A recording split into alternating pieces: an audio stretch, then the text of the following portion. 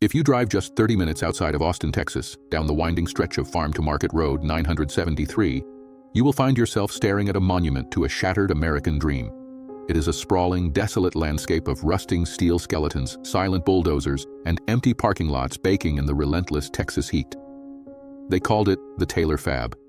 It was designed to span over 1,200 acres, a technological fortress the size of 11 football fields. It was supposed to be the absolute crown jewel of American manufacturing, a production hub that would secure the United States' dominance in the semiconductor race for the next half-century. But as of this morning, the cranes have frozen, the trucks have stopped rolling, the gates are chained shut. In a move that has paralyzed Wall Street, sent shockwaves through the Pentagon, and left the White House scrambling for a narrative, Samsung Electronics has officially pulled the plug on its Texas expansion. They are packing up. They are walking away from the single largest foreign direct investment in the history of the state, and they are taking $25 billion in active capital with them.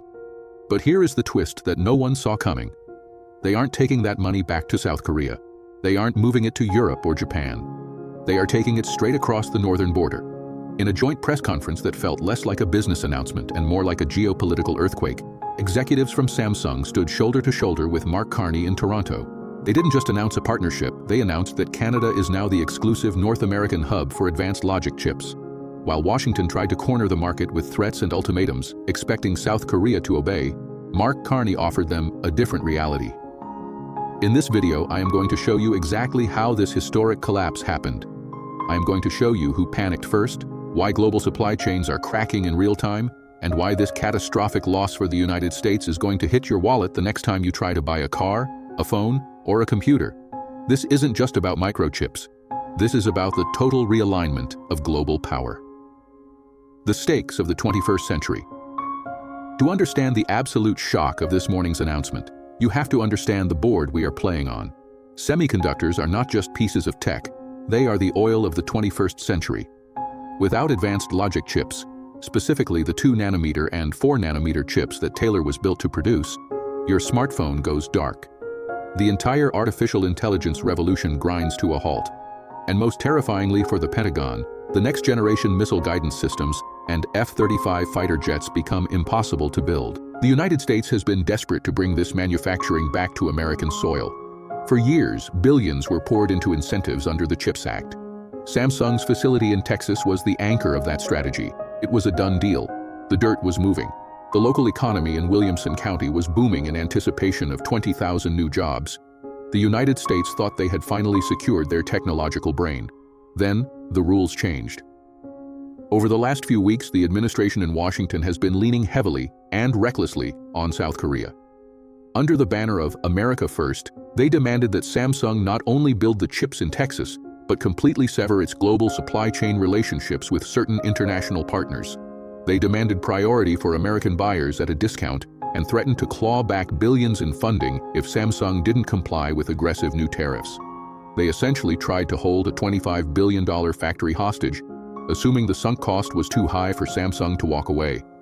They treated one of the most sophisticated companies on Earth like a local contractor they could squeeze for a better price. If you agree with the idea that stability and respect are more important to business than bullying, comment agree. But South Korea didn't fold. They looked at the volatility, the erratic policy shifts, and the realization that their massive investment would be used as a political football every election cycle. They realized that operating in the United States meant operating in a state of permanent instability, the Northern Maneuver. And then Ottawa called. While the White House was issuing public ultimatums, Mark Carney was executing a quiet, flawless diplomatic maneuver. Carney doesn't govern by impulse, he governs by systems. He recognized that Samsung wasn't looking for more money. Any country can print money. Samsung was looking for security.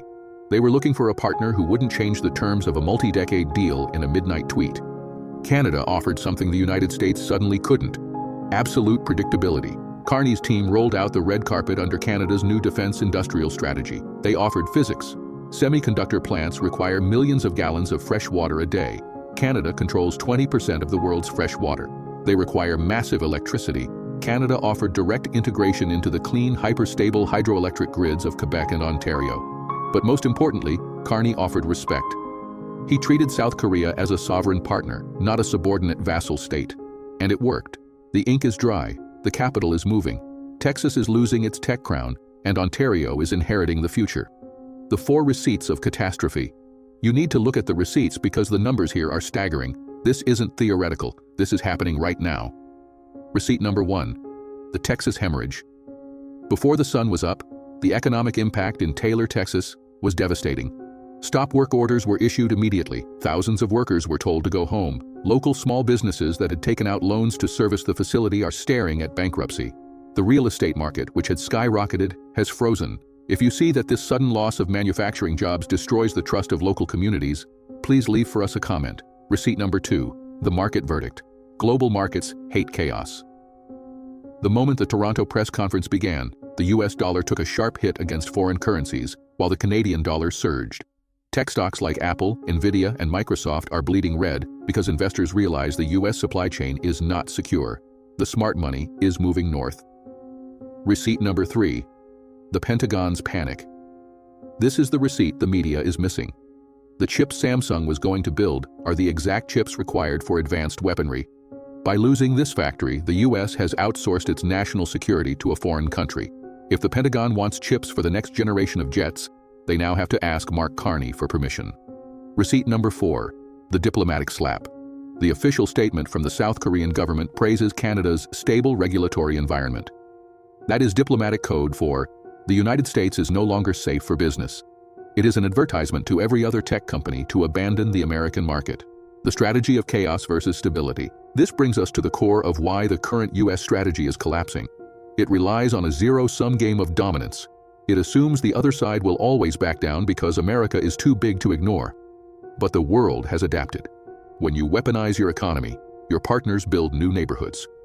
Samsung's board of directors, some of the smartest financial minds on the planet, did the math. They determined that the United States was a liability. Mark Carney, operating with the precision of a central banker, stepped into the vacuum. He didn't threaten, he built a coalition. He positioned Canada as the indispensable middle power, a place where contracts are honored and the rule of law isn't subject to daily mood swings. By securing this deal, Carney didn't just win a factory, he won the narrative. He proved that you don't need a massive military to win the future, you just need credibility. Right now, Canada has it, and the United States has lost it. The impact on you, even if you don't care about geopolitics, this will touch your life.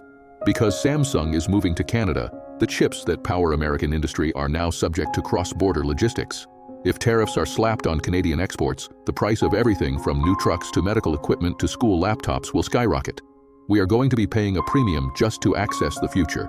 There is an image from today that captures this disaster perfectly. On one side of the screen, the silent, rusting skeleton of the Texas factory with a peeling banner reading, "Building America's Future." On the other, Mark Carney in a sleek boardroom in Toronto, shaking hands with the future. What happens next? There are 3 scenarios playing out right now. The tariff death spiral. The US lashes out with punitive measures, accelerating the damage and proving to the world that it is hostile to investment. The CEO revolt. Big tech leaders force the White House to walk back its threats, but it may be too late. The trust is broken.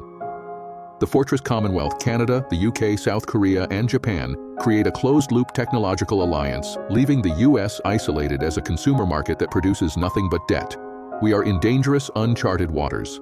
The global order is being rewritten, and the United States is being written out of the main chapter. Mark Carney turned American pressure into Canadian leverage and secured his country's economic future. Do you think Mark Carney is protecting the global supply chain, or is he deliberately daring Donald Trump to overreact and isolate America even further? Drop your take below. Don't let the algorithm silence the truth, and this subscribe and hit the bell to catch the next breaking update. Smash the like button if you want more deep dives. Comment below. What should we investigate next? A specific legal case or a new political scandal? Your feedback drives this channel. Thanks for watching, and we'll see you in the next breaking update.